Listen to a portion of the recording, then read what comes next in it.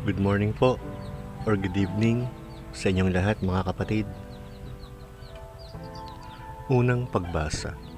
Pagbasa mula sa sulat ni Apostol San Pablo sa mga taga-Kolosas.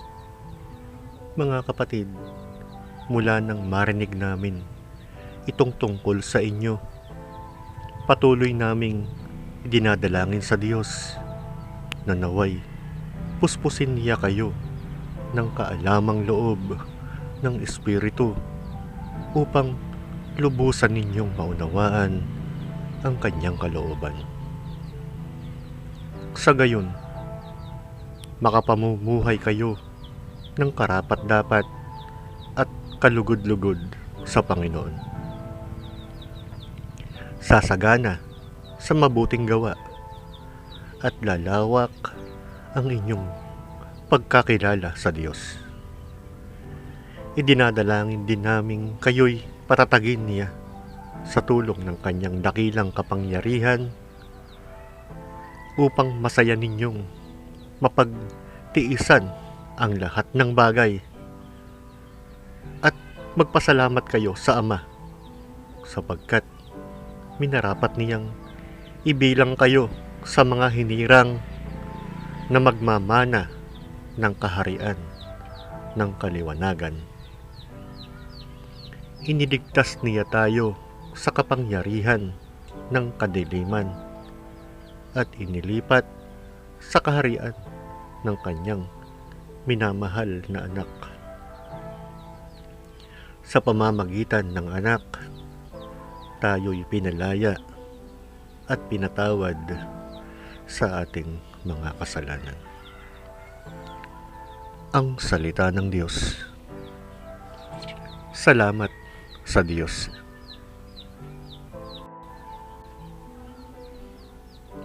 Salmong tugunan ang atin pong itutugon. Ang Diyos na rin ang naghayag ng handog niyang pagliligtas.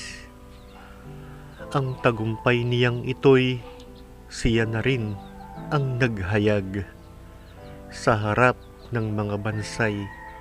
Nahayag ang pagliligtas.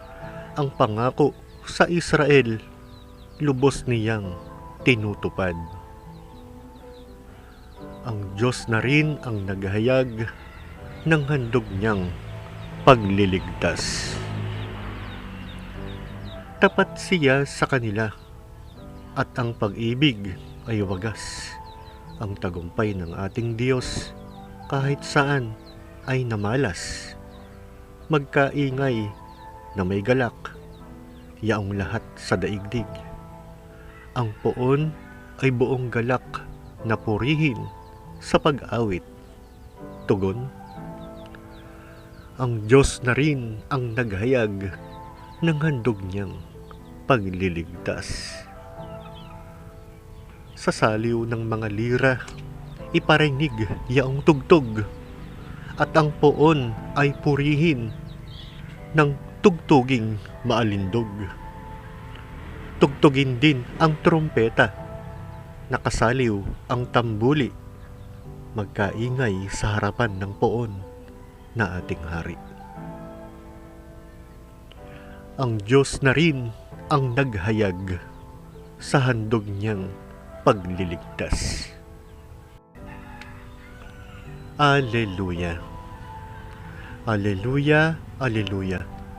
Sumunod kayo sa akin at kayo'y aking gagawing katambal ko sa tungkulin. Alleluia, alleluia. Ang mabuting balita ng Panginoon ayon kay San Lucas. Papuri sa iyo, O Panginoon. Noong panahong iyon, nakatayo si Jesus sa baybayin ng lawa ng Genesaret. Pinagkalipumpunan siya ng napakaraming tao na ibig makarinig ng salita ng Diyos. May nakita siyang 2 bangka sa baybayin. Nakalunsad na ang mga mangingisda at naguhugas ng kanilang mga lambat. Lumulan siya sa isa sa mga bangka at hiniling kay Simong may-ari nito na ilayo ng kaunti sa tabi. Naupo siya sa bangka at nangaral sa mga tao. Pagkatapos niyang magsalita ay sinabi niya kay Simon, "Pumalaot kayo at ihulog ang mga lambat upang manghuli."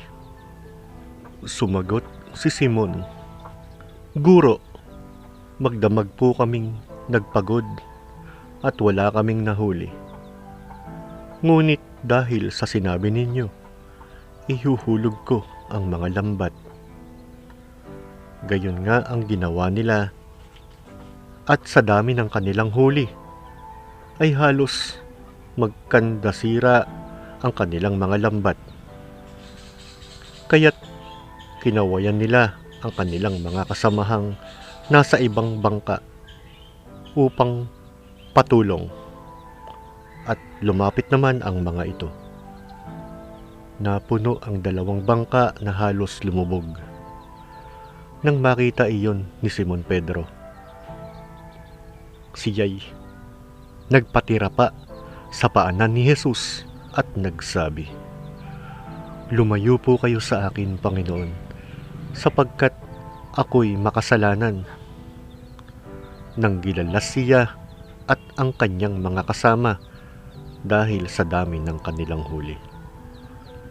Gayon din sina Santiago at Juan, mga anak ni Zebedeo, na mga kasosyo ni Simon. At sinabi ni Jesus kay Simon, "Huwag kang matakot. Mula ngayon, mamamalakaya ka ng mga tao." Nang maitabi na nila ang kanilang mga bangka, iniwan nila ang lahat at sumunod kay Jesus. Ang mabuting balita ng Panginoon. Pinupuri ka namin, Panginoong Hesukristo. Hello po mga kapatid, narito po ang ating refleksyon. Una, bunga ng pagsunod.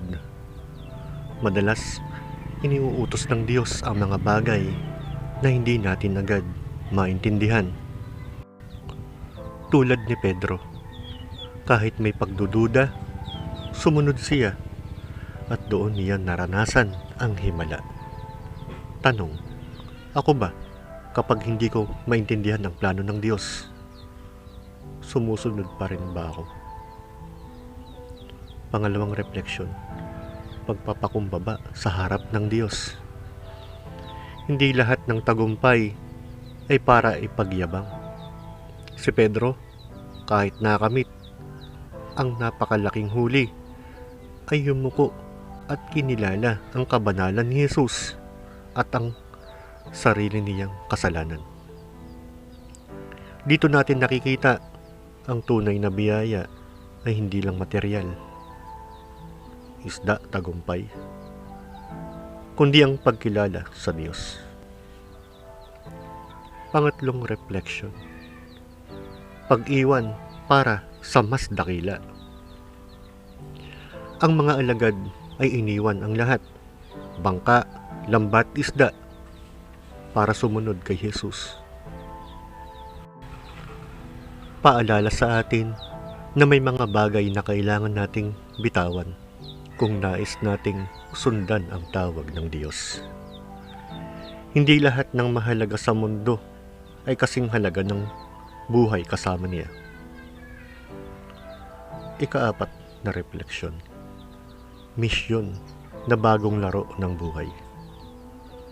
Mula sa paghuli ng isda, paghuli ng kaluluwa, pinaalala ni Jesus na may mas mahalagang gawain kaysa kabuhayan lamang, ang misyon ng pagpapahayag ng mabuting balita.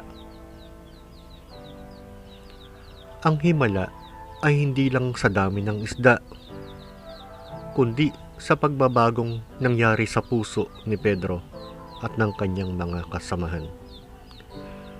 Minsan, Gusto ng Diyos ipakita sa atin na kahit gaano tayo kahusay, wala tayong mahuhuli kung wala siya. Pero kapag sumunod tayo sa Kanya, sobra-sobrang biyaya ang darating, higit pa sa ating inaasahan. Ang totoong tagumpay ay hindi lang ang makakuha ng maraming biyaya, kundi ang marinig at sundin ang tawag ni Jesus. Mga kapatid, maraming salamat po sa inyong pakikinig. Nawa ay pagpalain po tayo ng Panginoong Diyos. Samahan tayo sa ating pang-araw-araw na buhay. Ilayo sa lahat ng masasama. Tinggin ang ating mga panalangin. O Panginoong Diyos, pinupuri ka po namin ng may galak. Amen. Sa ngalan ng Ama, ng Anak, at ng Espiritu Santo. Amen.